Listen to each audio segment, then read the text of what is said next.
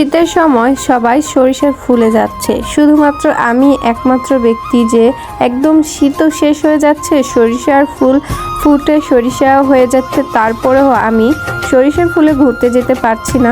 কি এমন কাজের ব্যস্ততার কারণে আমি কোথাও ঘুরতে পারছি না, কোথাও কিছু করতে পারছি না। হঠাৎ করে আবার সরিষার ফুল কোথায় দেখতে পেলাম, রাজশাহীর মধ্যে প্রচুর খোঁজাখুঁজি করার পর আমি সরিষার ফুল দেখতে পাই।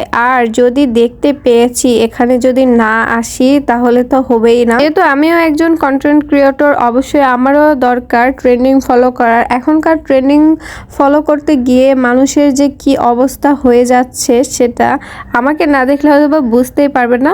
চারিদিকে শুধু সবাই সরিষার ফুলে যাচ্ছে, আমি যেতে পারছি না। আমি সরিষার ফুলই রাজশাহীতে খুঁজে পাচ্ছি না।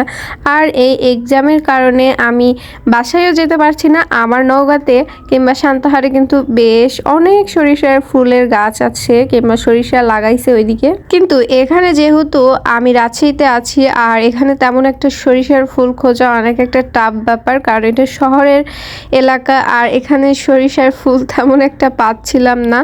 তো প্রচুর খোঁজাখুঁজি করলাম, করার পর ওই গ্রামের দিকে যাওয়া লাগছিল আমাদের। তো গ্রামের ওইদিকে যাওয়ার পর সবাই মিলে গিয়েছিলাম, বান্ধবীরাও ছিল, সবাই মিলে একটু ঘোরাফেরা করলাম, একটু মজা করলাম।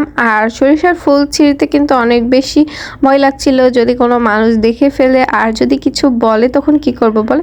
যদি বা এখানে সামান্য অল্পটুকু সরিষা ছিল, আর যেখানে শাড়ি পরে গিয়েছিলাম ওখানে অনেক অনেক বেশি সরিষার ফুল ছিল।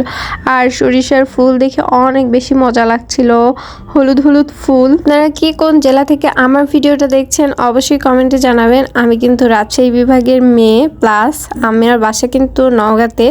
তো অবশ্যই কে কোথা থেকে ভিডিওটা দেখছেন কমেন্টে জানাবেন। আর তার সাথে আপনারা কে কে সরিষার ফুলে ঘুরতে গিয়েছিলেন সেটাও কিন্তু অবশ্যই কমেন্টে জানাবেন। আল্লাহ হাফিজ।